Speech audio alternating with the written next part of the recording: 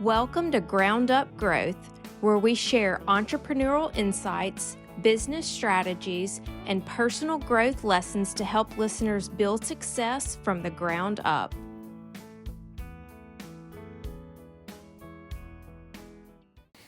Welcome back to Ground Up Growth. This is episode 26. We are hashing it out with Dr. John David Johnson. And the second part of this, we're going to unpack the total process of design build. And this would be applicable for a veterinarian or really any industry of somebody that wants to identify a location and build a owner-occupant building. So this would be a really cool little segment. Yeah, this would be fun. Walk us through kind of the beginning phase. So, because I helped you buy the piece of land, I remember that initial conversation, just kind of from your standpoint, because a lot of people have no vision, and then some people have vision. And what did that look like with nothing? Like starting from nothing, walk us through that. Yeah, so obviously the location is step one. And for me, I think there's a couple, and this would apply to anything. One, you got to look at your market. All right, whatever you're doing. So you look at the market. For my example, where are vet clinics at? All right, where are they located? Look at your competition. Look at all of these things. And so for me, I was not moving. I was not picking up my family and leaving the area. I worked too hard to do that. So I looked at where veterinary clinics were, and there were 2 towns locally that only had 1 vet. The rest had 2 or more. So Flora was one of those towns. Second thing is, I wanted to be on an arterial route. So I can remember I looked through the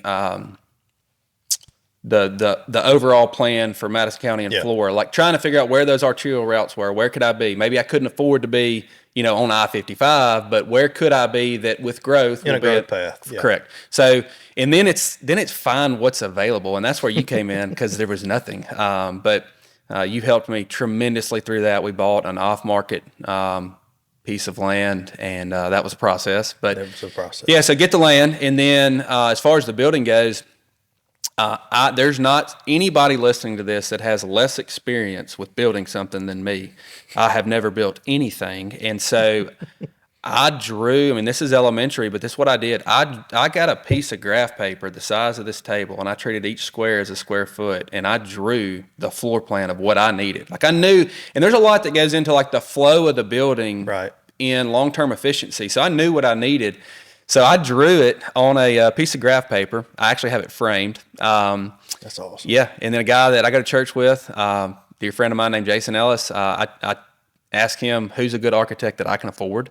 And went through the process with the architect, took him those, said, make this a building, So let me back up one step, and this may be in front of it, but the process with the city. So you're in the city of Flora.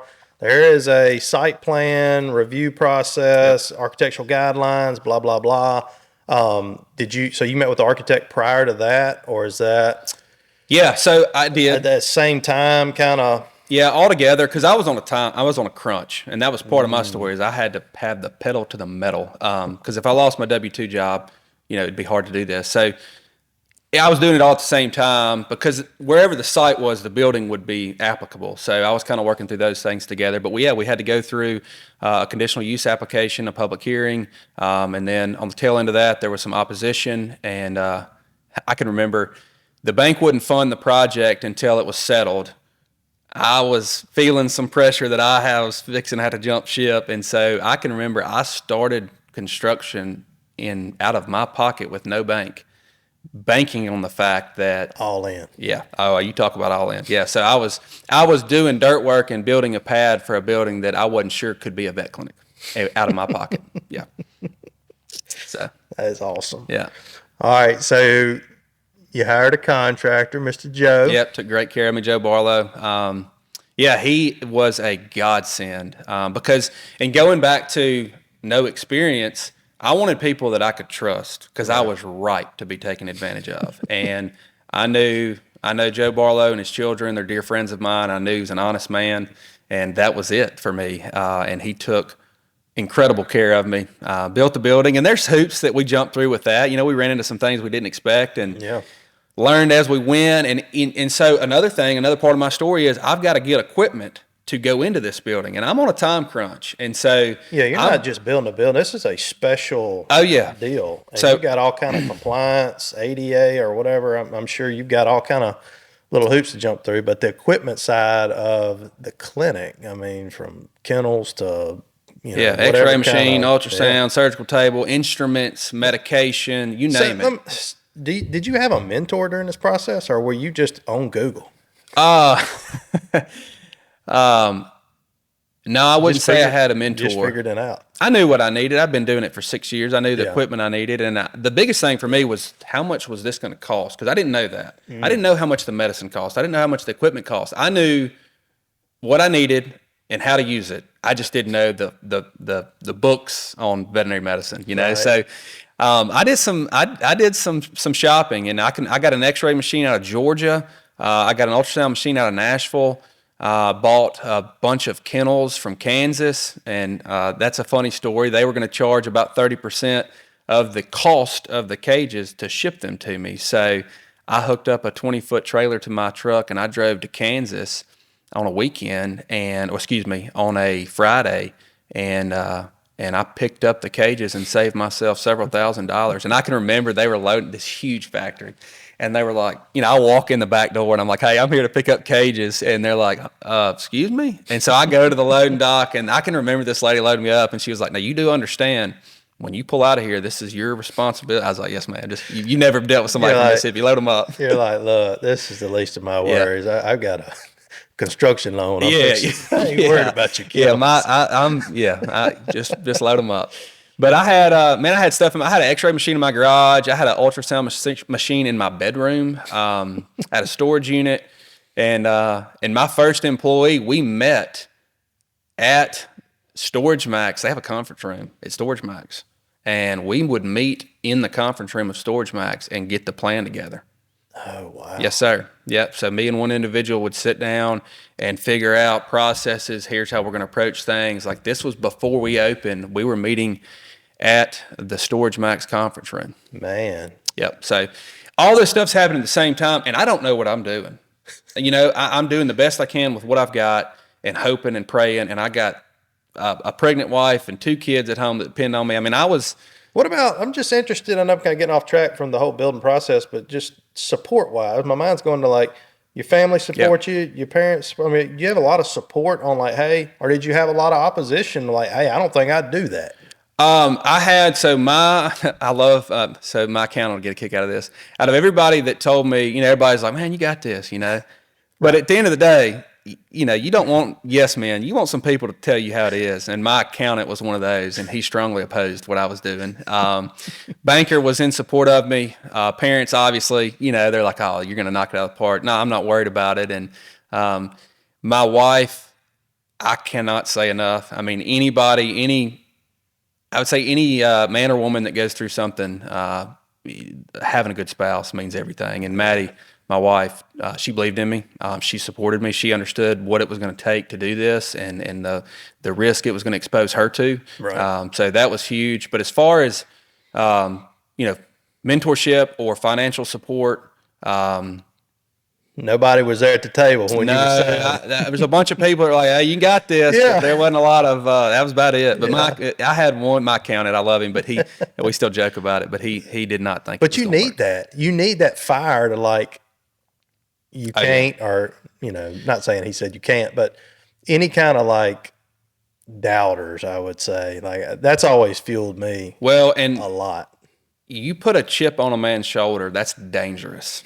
And I had a chip on my shoulder, and so that motivated me. I had when I was about to go out on my own, I had a broker tell me, "You will not make any money in this business," Mm-hmm. and I said, "Gosh, dog."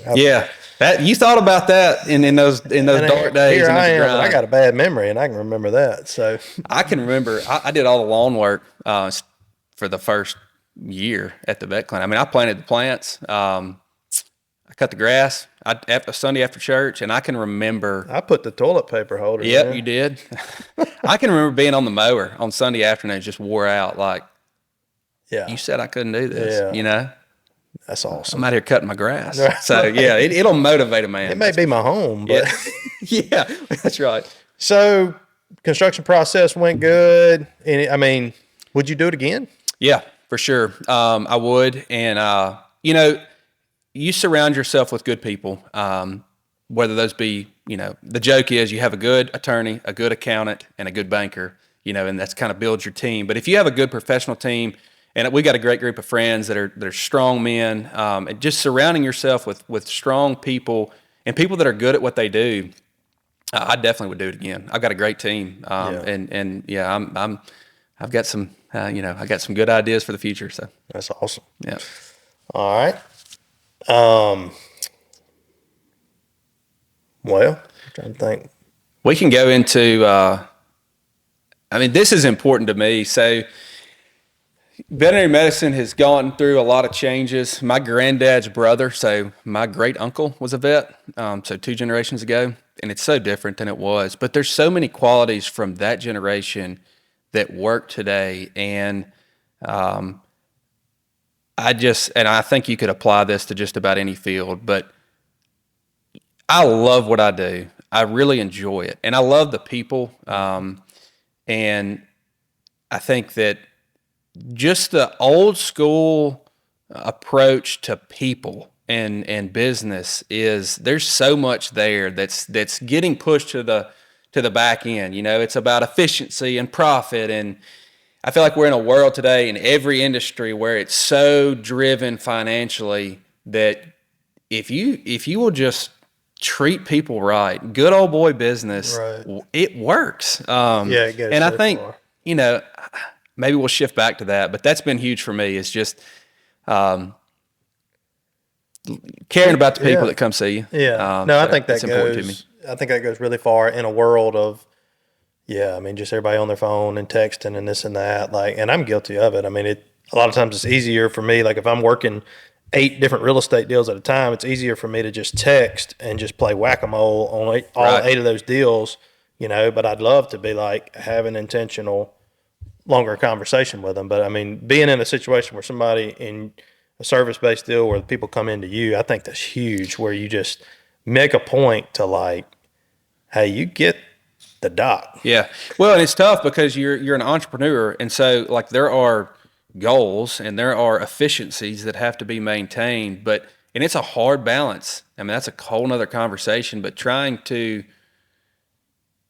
enjoy the authenticity of what you do and grow and be efficient and all these things. It goes back to, I make it a point to talk to everybody that comes and sees me. That's extremely inefficient. I could be way more profitable if I just picked up the phone and called you and I just kept rolling. But trying to balance that's tough, but it's important. Yeah. So, How fast can you skin a deer? I can. It's funny you said that. So my dad's an orthopedic surgeon, and we used to hunt in Texas. And I can remember he was getting the inner loins out of a deer, and he's like, "Son, do you know what this muscle's called?" I'm like, "Mm." He said it's the iliopsoas, and so, which is true. I can remember in vet school going through anatomy, and we got to the iliopsoas muscle, and I'm like, "That's the inner loin." Watching Dad clean deer was always fun as a kid because he's an orthopedic surgeon, and he would go through stuff like that. This is the humerus. Yeah. I get it, Dad. Yeah. Well, I'll tell you one other thing that I think's neat about my story that apply. I know a few people like this, but I'm from Tennessee, and so I've got my whole family's there, has been established in Jackson for a long time, has a great reputation, love my family. But I wanted to leave, and go to a new place, new people, and I wanted to pave my own path. And there are a lot of cons there. But I think there's a lot of people, I know Braden Housel's one that left his home, and there's some merit to that. And so, and there's challenges that come with that. But that's because the path of least resistance, the easy way would have been to stay in town and piggyback to family, and there's nothing wrong with doing that at all. Right. But man, that takes, to your point, it's nothing but, it cannot be anything but headwinds. Yeah. You go to a new market, you don't know anybody, you don't have resources to leverage. A lot of things are, not the hands you shake, but the grade, or whatever it is, not the grades you make, but the hands you shake. Right. And like people that you know and leveraging those relationships. That's how a lot of stuff gets done in Mississippi. And to go into a foreign environment and have no access to that, it's nothing but headwinds. So I commend you on that, because that's the hard road to hoe. But man, at the end of the day, it is worth. Oh yeah. I mean, it is far worth it. Yep. In my opinion, it's just you got to have the drive, you got to have the motivation, you got to have the want, the passion. You can't just manufacture that stuff. But I can remember going to church. Like we go to church at Madison Heights, and I can remember when we first went there, like going into a church and not knowing but maybe one or two people. It's kind of intimidating, you know. And right. And then you apply that to business, school, church, friendships. You know, that's a big challenge. But there's a lot of fulfillment that comes from, you know, all the relationships that have been forged for me since 2018. It feels like home now, and Right. I take pride in that. And there's a lot of people that, I think that's something a lot of folks don't talk about. That is pretty admirable. And I know a few people that have done that, and I tip my hats to them. So. Yeah, man, that's incredible. Yeah. You got a really good story, and it's full of authenticity and passion. And it's been a joy to watch it from the sidelines. Even though I was involved, I did put the toilet paper holder in. Yep, you did, and it's loose, by the way. So is you it? come back out and tighten it up. Yeah. Come find a stud, I guess. Yeah. Well, John David, thank you so much for coming on, man. I'm rooting for you and excited to see what the future holds. Well, I appreciate you having me. It means a lot to be here. And I stand by. I may be the first podcast member to be on for a second episode of How We Got Out of Bankruptcy. But no, it's an honor, man. If you're I in appreciate bankruptcy, we're all in trouble. it. No, thanks for having me on. Thank you.